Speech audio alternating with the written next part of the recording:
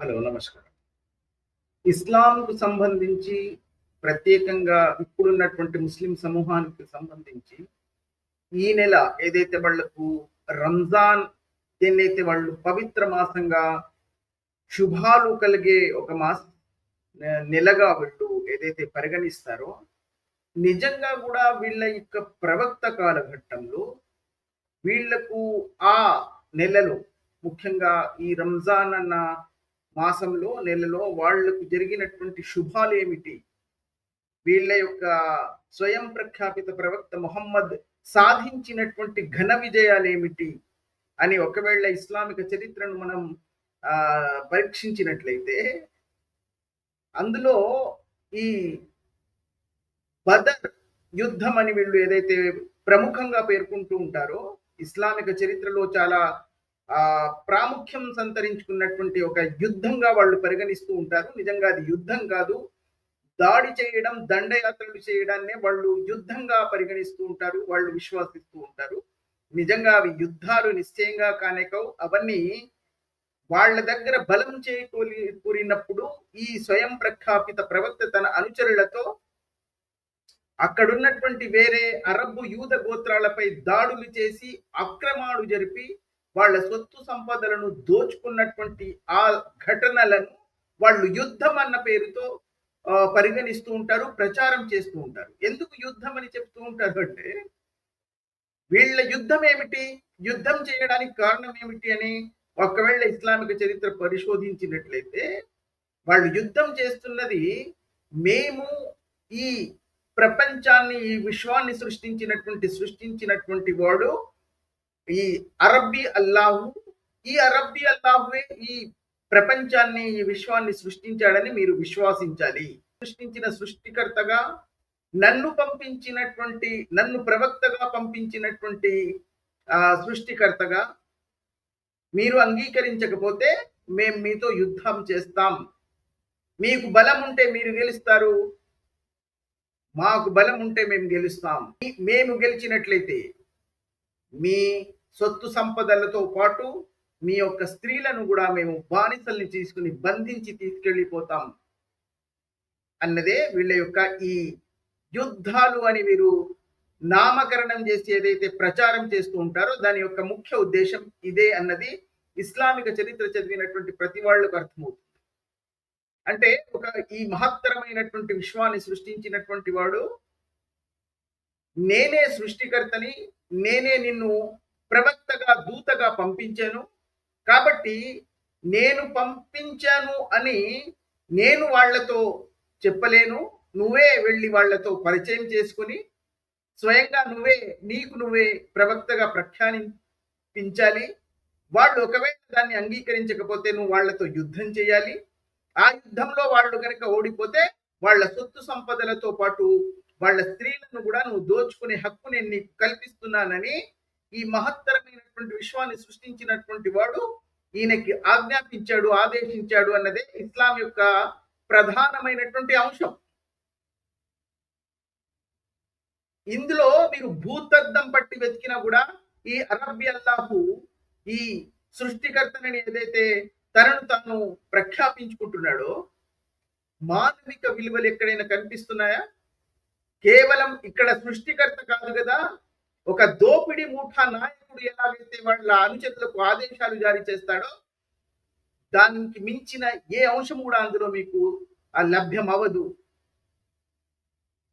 ఈ దోపిడి మూఠా యొక్క నాయకుడు తన అనుచరులను దోపిడి చేయడానికి ఇతరులపై, కొన్ని తెగలపై, కొన్ని ప్రదేశాలపై, కొన్ని ప్రాంతాలపై ఇలా పంపిస్తూ వాళ్లకు ఏదైతే ఆదేశాలు ఇస్తాడో నిశ్చయంగా పరిపూర్ణంగా అదే ఆదేశాలు మీకు ఇస్లాంలో లభిస్తున్నాయి అంటే దీన్ని ఓ మహత్తరమైన సృష్టికర్త, మహత్తరమైనటువంటి విశ్వాన్ని సృష్టించినటువంటి సృష్టికర్త ఈ సందేశాన్ని పంపించాడని ఎవరైనా విశ్వసించడానికి అవకాశం ఉందా? ఇస్లామిక చరిత్ర మొత్తం ఇదే చెప్తుంది.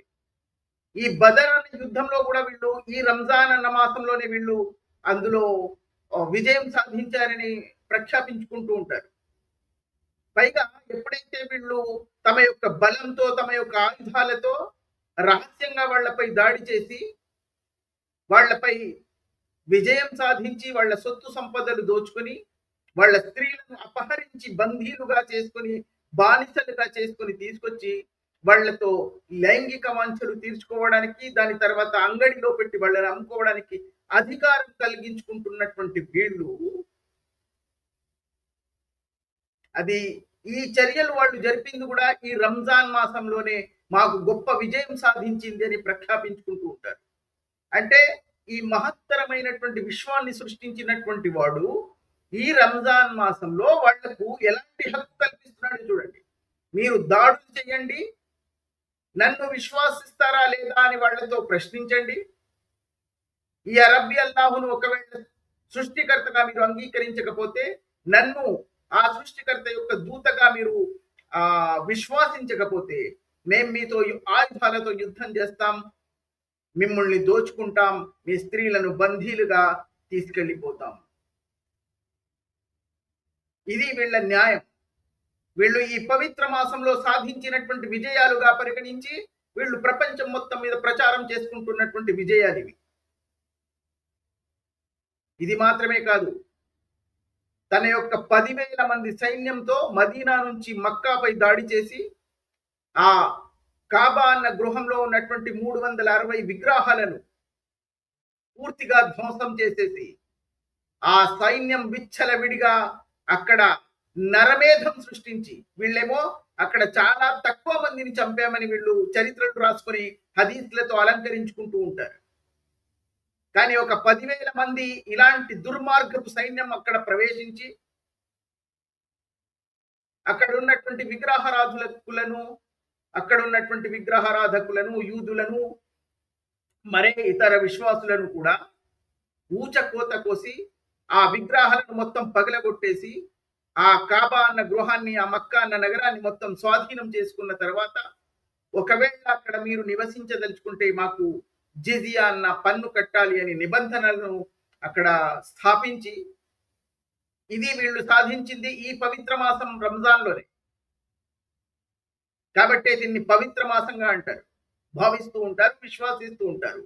ఇతరులపై దౌర్జన్యాలు చేసి, దాడులు చేసి, వాళ్ళ సొత్తు సంపదలు దోచుకొని, వాళ్ళ స్త్రీలను బానిసలుగా తీసుకొని, వాళ్లతో లైంగిక వాంఛలు తీర్చుకొని, దాని తర్వాత అంగడిలో పెట్టి వాళ్లను అమ్మేసినటువంటి ఈ చర్యలను వీళ్ళు పవిత్ర మాసంలో సాధించిన విజయంగా పరిగణిస్తూ ఉంటారు, విశ్వాసిస్తూ ఉంటారు. ఇదే వీళ్ళు ఈ నెలలో ఈ రంజాన్ మాసంలో సాధించిన ఘన విజయాలు, వీళ్ళ స్వయం ప్రఖ్యాపిత సాధించినటువంటి ఘన విజయాలు. పైగా ఎప్పుడైతే వీళ్ళు 70 మంది కాఫిర్లను మేము చంపాను బదర్ యుద్ధంలో అని చాలా గొప్పగా చెప్పుకునే చరిత్ర కలిగినటువంటి స్వయం ప్రఖ్యాపిత ప్రవక్త, ఈ మతాన్ని, ఈ ఇస్లాం స్థాపించినటువంటి వ్యక్తి, మేము బదర్ యుద్ధంలో 70 మంది కాఫిర్లను హతమార్చాము గొప్పగా చెప్పుకుంటున్నారు. మనుషులను హతమార్చడం కూడా వీళ్లకు ఒక గొప్ప విజయంగా పరిగణించబడుతుంది. దాన్ని వీళ్ళు విజయ అట్టహాసం చేస్తున్నారు. అంటే వీళ్ళ సృష్టికర్త ఎలాంటి మనస్తత్వం కలిగినటువంటి వాళ్ళు, వీళ్ళ యొక్క స్వయం ప్రఖ్యాపిత ప్రవక్త ఎలాంటి మనస్తత్వం కలిగినటువంటి వాళ్ళు అని మీరే నిర్ణయించుకోవచ్చు. మనుషుల యొక్క రక్తం తాగి ప్రాణాలు తీసేసి కూడా దాన్ని మేము విజయం సాధించాం, ఎందుకంటే వాళ్ళు మమ్మల్ని నన్ను ప్రవక్తగా అంగీకరించలేదు, నా అల్లాహును వాళ్ళు సృష్టికర్తగా విశ్వాసించలేదు అన్న కారణంగా వాళ్లపై దండయాత్రలు చేసి వాళ్ళ సొత్తు సంపదలు దోచుకునే అధికారం నాకు కలిగించబడింది అని ఈ అనుచరులను విశ్వాసింపజేసి, ఇది ఏదైనా అనుచరుడు విశ్వాసించాడు అని మీరు పరిగణిస్తున్నారా? మీరు విశ్వాసిస్తున్నారా? అనుచరులు ఎవరు విశ్వాసించి ఉండరు.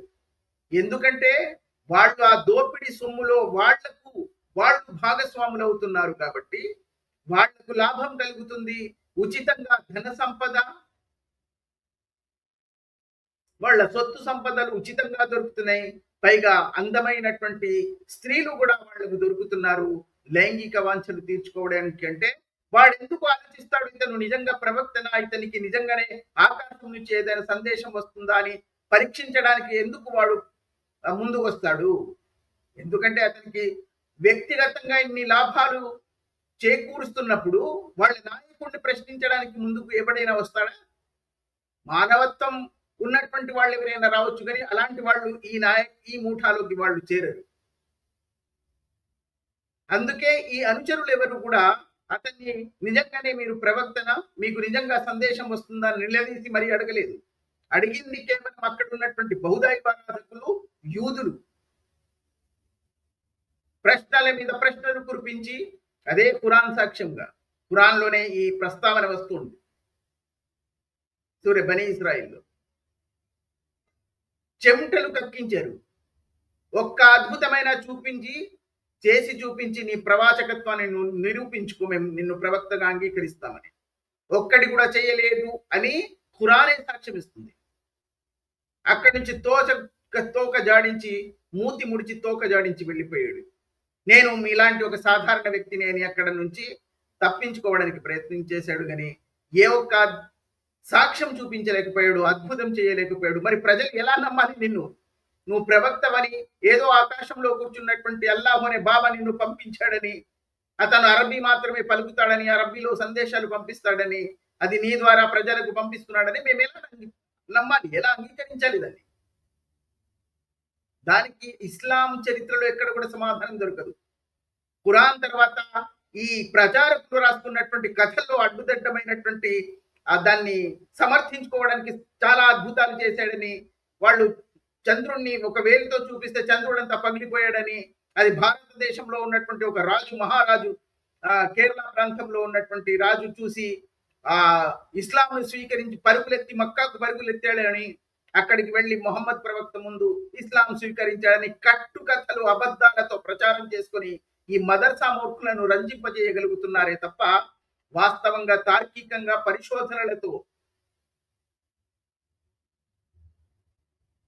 సాక్ష్యాల మీద నిలబడగలిగే వాళ్ళని ఒక్కరిని కూడా వీళ్ళు విశ్వాసించగలరా?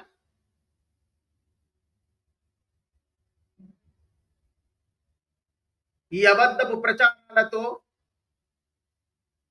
తలాతో కలేని కథలతో ప్రచారం చేసుకుంటూ బ్రతుకుతున్నారే తప్ప వాస్తవానికి ఇది ఎంత దూరంగా ఉందో మీకు మీరే ఆలోచించుకోండి. ఒక దోపిడి ముఠా నాయకుడు దోపిడి తెచ్చుకోవడానికి, దోపిడి చేసి దండయాత్రలు చేసి దోచుకోవడానికి ఒక అధికారాన్ని సంపాదించుకొని, ఇదేనా అధికారం, నాకు ఎవడో ఆకాశంలో ఉన్న సృష్టికర్త నాకు అధికారం కల్పించాడు, విశ్వాసించనటువంటి వాళ్లను చంపమని కూడా నాకు అధికారం కల్పించాడు కాబట్టి నేను చంపుతున్నాను అంటే, ఒక మహత్తరమైనటువంటి సృష్టిని సృష్టించినటువంటి సృష్టికర్త అతన్ని విశ్వాసించనటువంటి వాళ్లను చంపేయడానికి, వాళ్ళ మెడలు నరకడానికి ఆకాశం నుంచి దైవదూతలను వీళ్లకు సహకరించడానికి పంపిస్తున్నాడు యుద్ధంలో. ఇది సూర్య అన్ఫాల్లో చాలా చోట్ల ప్రస్తావన వచ్చింది. మేము ఆకాశం నుంచి ఇంతమంది దైవదూతలను మీకు సహకరించడానికి పంపించామని. ఎందుకు? ఈ విశ్వాసించినటువంటి కాఫిర్లను హతమార్చడానికి, అంతమొందించడానికి, వీళ్లకు సహకరించడానికి పంపించాడు. వాళ్ళని పంపించి అంతం చేయొచ్చుగా, వీళ్ళెందుకు అందులో? అదృశ్య శక్తుల ద్వారానే అంతమొందించవచ్చు కదా. అంటే ఇలాంటి తలాతోకలేని కథలను సృష్టించి వీళ్ళు ఇంకా ఈ ఆధునిక కాలంలో సైతం ఇలాంటి వాళ్ళని విశ్వాసింపజేయగలుగుతున్నారంటే, ఈ విశ్వాసిస్తున్న వాళ్ళు ఒక్కడు కూడా నిజంగా విశ్వాసించినటువంటి వాడు కాదు. కేవలం ఆ సమూహంలో ఉంటే ఏదో లాభాలు ఉంటాయని వాళ్ళు అందులో కొనసాగుతున్నారే తప్ప నిజంగా విశ్వాసించే వాళ్ళు ఏమీ కాదు. పైగా కొంతమంది ఎవరైతే ఉన్నారో చాలా బీదవాళ్ళు, అరటి పండ్లు అమ్ముకునే వాళ్ళు, పంక్చర్లు చేసుకునేవాడు, వానికి ఒక ఐడెంటిటీ, ఒక వ్యక్తిత్వం వస్తుంది. నెత్తి మీద టోపీ పెట్టుకుంటే, గడ్డం పెంచుకుంటే కనీసం నాకు ఒక గుర్తింపు వస్తుంది అని వాడు దాన్ని పాటిస్తున్నాడే తప్ప, ఎందుకంటే వ్యక్తిగతంగా వాడికి ఏ విలువలు లేవు.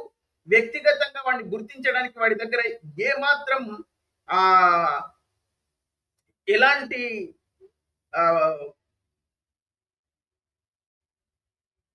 గొప్పతనం వాడి దగ్గర లేదు. ఈ సమూహం అతన్ని గుర్తించడానికి అతని దగ్గర వ్యక్తిగతంగా ఎలాంటి గొప్పతనం లేదు కాబట్టి, కనీసం నీ నెత్తి మీద టోపీ, ముఖం మీద గడ్డంతోనైనా సరే నేను ఈ గొప్ప సమూహానికి ఒక ప్రతినిధిని అని నాకు గుర్తింపు లభిస్తుందని వాడు నెత్తి మీద టోపీ పెట్టుకుంటున్నాడే తప్ప, వాడు నిజంగా విశ్వాసి కాదు. ఒక గుర్తింపు కోసం. దాన్ని గొప్పగా చెప్పుకుంటూ ఉంటాడు. ఎందుకంటే చెట్టు పేరు చెప్పి కాయలు అనుకోవడం అంటే ఇదే. వాడిని నిలదీసి అడగండి, నువ్వు ఎందుకు విశ్వాసిస్తున్నావు? నిజంగా ఇస్లాం అంటే ఏమిటి? దీని బోధనలేమిటి? నీ ప్రవక్త నీకు బోధించినటువంటి విషయాలేమిటి? ఒక్క అక్షరం కూడా వాడి నుంచి బయటికి రాదు. ఎందుకంటే వాడికి తెలియదు. వాడు కేవలం ఒక వ్యక్తిత్వం, తనకొక గొప్ప ఐడెంటిటీ దొరుకుతుందని వాడు దాన్ని నెత్తి మీద టోపీ ధరించాడే తప్ప వాడికి ఇస్లాం అంటే అక్షరం ఒక్కటి తెలియదు వాడికి.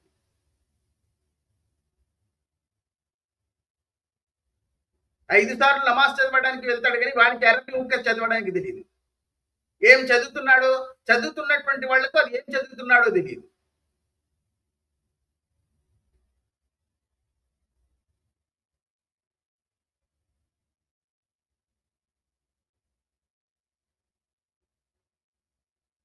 ఈ నమాజ్ నిర్వహిస్తున్నప్పుడు వాళ్ళ ఇమాం వజ్దిల్ షిర్క వల్ ముష్రికీన్ అంటే వీడు ఆమీన్ అంటూ ఉంటాడు.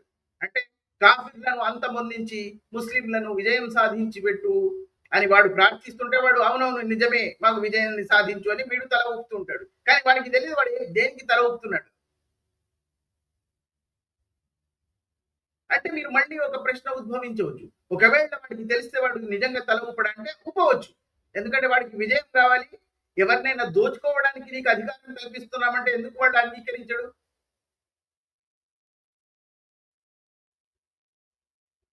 మేము దీనికి లైసెన్స్ ఇచ్చేస్తున్నాం నీకు, వాటిని దోచుకో. దోచుకునే అధికారం ఉంది. నిన్నెవడు దొంగ అనరు, నిన్నెవరు దోపిడిదారి అనడు. దోచుకునే అధికారం నీకు కల్పిస్తున్నామంటే వాడు దోచుకుంటాడు. లైసెన్సే ఇస్లాం అన్నది ఇచ్చింది. కాబట్టి దాన్ని గొప్పగా వాళ్ళు పరిగణిస్తూ దాన్ని మేము ఐఎమ్ ప్రౌడ్ టు బి ముస్లిం అని చెప్పుకుంటూ తిరుగుతున్నాడు. నిజంగా ఏమిటో ఇస్లాం అని వాడికి తెలియదు.